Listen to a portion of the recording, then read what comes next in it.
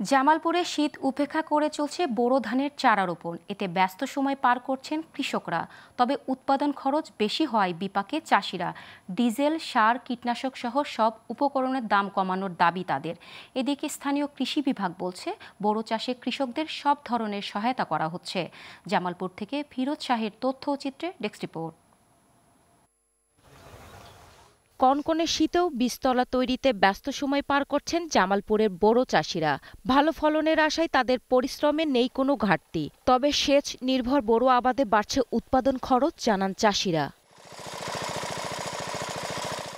ধানের ন্যায্য দাম নিশ্চিত করা সহ ডিজেল, সার, কীটনাশক সহ সব উপকরণের দাম কমানোর দাবি তাদের। 2 বিঘা 2.5 বিঘা আবাদ করি, আবাদ করাতে এই আবাদ তো আমার পুষিত আছে না। তার কারণ হলো কি, সারের দাম বাড়তি, তেলের দাম বাড়তি, কারেন্ট বিলের দামও বাড়তি। এটাকে তো 3-4 বার করে বীজ দেওয়া লাগে। দেওয়ার পরেও যখন ধান কাটা হয়, ঝড় বৃষ্টি, প্রাকৃতিক দুর্যোগ, কষ্ট করে ফলায় লাস্টের বেলা যদি বিক্রি করতে যাই, আমাদের আবাদ খরচ মিলে কোনো কিছুই আর পোষায় না। কৃষি অভিযানে যদি বিষের জন্য, সারের জন্য যদি লাঙ্গর কিছু এলা সাহায্য করে সরকার তো করে, তাহলে মনে হয় আমরা লাভবান হতে পারব। এবার বোরো মৌসুমে সারের কোনো সংকট হবে না বলে আশ্বাস দিয়েছেন উপজেলা কৃষি কর্মকর্তা। সারের কোনো সংকট নেই। এই জানুয়ারি মাসে আমাদের প্রায় সকল সার মিলিয়ে 3000 মেট্রিক টন সারের বরাদ্দ রয়েছে। ডিলারগণ সারগুলো উত্তোলন করছেন।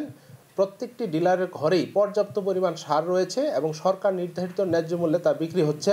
চলতি বোরো মৌসুমে উৎপাদনের লক্ষ্যমাত্রা অর্জনে কৃষকদের সব ধরনের পরামর্শ ও সহায়তা দেওয়া হচ্ছে বলে দাবি স্থানীয় কৃষি বিভাগের। ওয়েদার এখন পর্যন্ত ভালো আছে, আশা করতেছি আমাদের বোরোর ফলন ভালো হবে। কৃত্রিম সংকট তৈরির ব্যাপারে যদি ধরনের কোনো অভিযোগ এসে থাকে, সেক্ষেত্রে আমরা অবশ্যই এটা মনিটরিং বিষয়টি দেখব। এবছর জামালপুর জেলায় 1,34,000 হেক্টর জমিতে বোরো আবাদের লক্ষ্যমাত্রা নির্ধারণ করা হয়েছে। Global television, news desk.